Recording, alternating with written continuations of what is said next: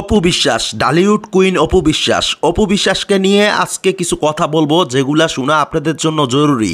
যেই ভুলটা আপনারা অপু বিশ্বাসের উপর বুঝে আছেন, মানে জেনে আছেন, সেই ভুলটা আপনাদেরকে ভাঙাবো। এই ভিডিওটা আমার করাটা জরুরি ছিল।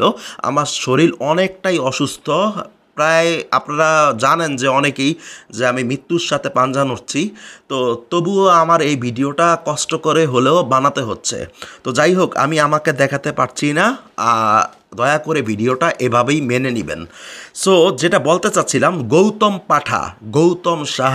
গৌতম সাহার সাথে অপু বিশ্বাস। এখন গৌতম সাহার সাথে অপু বিশ্বাসকে যে দেখছেন, তো অপু বিশ্বাস কিন্তু এরকম টাইপের কোনো ভিডিও অপু বিশ্বাসের টাইমলাইনে বা মানে ফেসবুকে বা পেজে পোস্ট করেনি গৌতম সাহার সাথে। শুধু গৌতম সাহা নিজে কি করছে, একটা লাইভ ভিডিও করছে তার পেজে, গৌতম সাহার পেজে, আর একটা রিলস ভিডিও ছাড়ছে, ঠিক আছে। তো ওইখানেও ইশারা ইঙ্গিতে গৌতম সাহা অপু বিশ্বাসকে অপমান করছে। কিভাবে করছে জানেন? বলছে যে সব কথা, মানে বলছে যে মানে আজকে গৌতম পাঠার ম্যারিজ ডে, যেদিন গৌতম পাঠার ম্যারিজ ডে ওই দিনই অপু বিশ্বাসের জন্মদিন। তো ম্যারিজ ডে উপলক্ষে হ্যাপি ম্যারিজ ডে জানাইছে অপু বিশ্বাস, তো এটা সেটা জানাইছে। তো তারপর গৌতম পাঠা বলছে যে মানে আমি গিফট কিন্তু পাইনি, আমাকে অপু বিশ্বাস কিন্তু উপহার দেয়নি। তার মানে কি, অপু বিশ্বাসকে এখানে মানে অপমান করা হয়েছে না? তো যাই হোক, ওটাও মেনে নিলাম। এখন অপু বিশ্বাস কেন গেল গৌতম পাঠার কাছে? আপনাদের অভিযোগ, আপনারা অনেকেই লেখেন যে বয়কট গৌতম সাহা। হ্যাঁ, অনেক বেশি লিখতে হবে, বয়কট গৌতম সাহা, উইদাউট গৌতম সাহা, গৌতম সাহা নামে কেউ থাকবে না, ঠিক আছে? গৌতম সাহা ছাড়া কথা হবে। সো এখন আমি বলতেছি, কেন গৌতম সাহার সাথে অপু বিশ্বাসকে দেখছেন? রাতুল নামের একটা ছেলে আছে অপু বিশ্বাসের খুবই কাছের, ঠিক আছে? সেটা বন্ধুর মতো আর কি, অনেকটা কিছুটা, কিন্তু তার সাথে আমার কোনো পরিচয় নাই। তো আমি গত 2 দিন আগে অপু বিশ্বাসের বন্ধু সাইফুল, সে আমারও বন্ধু, সাংবাদিক, তাকে চেনেন আপনারা অনেকে। সাইফুলকে আমি ফোন দিই যে সাইফুল, অপু বিশ্বাস যে গৌতম সাহার ইয়াতে মানে মানে জন্মদিন পালন করলো, মানে অপু বিশ্বাসের জন্মদিন পালন করলো গৌতম সাহা, ঠিক আমি ব্যাপারটা না মেনে নিতে পারতেছি না। আর আমার না অঙ্কটা কোনোভাবেই মিলতেছে না। কেন মিলতেছে না আমি আপনাদেরকে একটু খুলে বলি। সেটা হচ্ছে, যেখানে গৌতম সাহা অপু বিশ্বাসকে বলছে যে অপু বিশ্বাসকে দিয়ে তার কোনো ইনকাম হতো না, তার 1 পয়সাও ইনকাম হতো না, বুবলিকে দিয়ে তার অনেক ডলার ইনকাম হয়। আবার এছাড়াও বলছে আমি কাউকে তেলাই না, মানে অপু বিশ্বাসকে সে তেলায় না। তো এরকম বাজে কথা বলার পরেও কেন অপু বিশ্বাস গৌতম সাহার সাথে দেখা করেছে, সেটার পিছনে একটা রিজন ছিল, কারণ ছিল। তো রাতুল নামে যে ছেলেটা, সেই রাতুল ছেলেটা কি করছে, আপনার মানে যে কি বলে, মানে রাতুল ছেলেটা মানে গৌতম সাহারও খুব কাছের পরিচিত এবং অপু বিশ্বাসেরও কাছের খুব পরিচিত। তো ওই ছেলেটাকে আমি আজ পর্যন্ত দেখি নাই সামনাসামনি। তো এই ছেলেটা যেভাবেই হোক গৌতম সাহা এই ছেলেটাকে কনভিন্স করছে, মানে যেভাবেই হোক পড়াইছে, ঠিক আছে? পটিয়ে এই ছেলেটাকে দিয়ে, মানে এই ছেলেটা আবার অপু বিশ্বাসকে পড়াইছে, মানে অনেক পাম্পট্টি দিছে, অনেক রকমের কথা বলছে, ভাই এটা সেটা, দাদা মাদা, অনেক কিছু বলছে। তো অপু বিশ্বাসও মানে কি করছে, বোকার মতো ওই রাতুলের কথা শুনে, ঠিক আছে, মানে এই যে মিডিয়াটা, মাঝখানে মিডিয়াটা ছিল রাতুল, তো এই রাতুলের কথা শুনে অপু বিশ্বাস কি করলো, গৌতম পাঠার সাথে দেখা করলো। সো তারপরে মানে এটা একটা ষড়যন্ত্র ছিল, মনে করেন এটা একটা পুরোপুরি ষড়যন্ত্র ছিল। আমি মনে করি যে এটাতে অপু বিশ্বাসকে মানে ব্ল্যাকমেল করা হয়েছে, ঠিক আছে?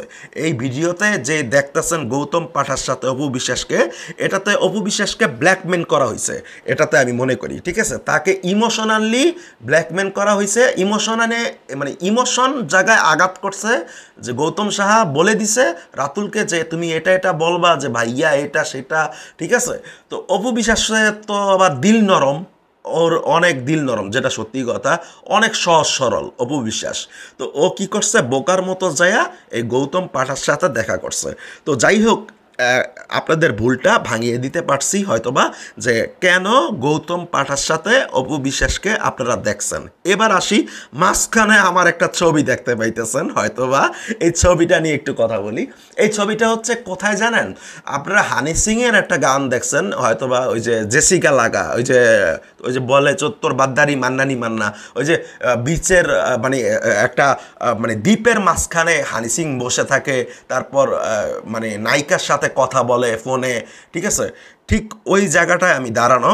দেখেন আমার পিছনে আরেকটা দ্বীপ সাগরের, ঠিক আছে, আর আমি একটা দ্বীপে, ঠিক আছে, দ্বীপের বেলকনিতে দাঁড়ানো। তো খুবই জায়গাটা খুবই সুন্দর, এজন্য জাস্ট একটু জায়গাটা নিয়ে আলোচনা করলাম আপনাদের সাথে।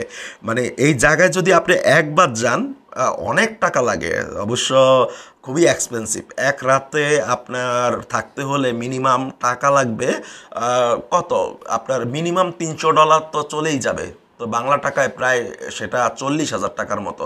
তো এখন যেটা বলতেছিলাম, এক রাত্র থাকতে হলে এখানে এটা লাগে, আর এটা পুরা কটেজটা, মানে কটেজটাই আপনাকে ভাড়া দেওয়া হবে, পুরা কটেজটা মানে পুরা ফ্ল্যাটটাই, কথা বুঝতে পারছেন?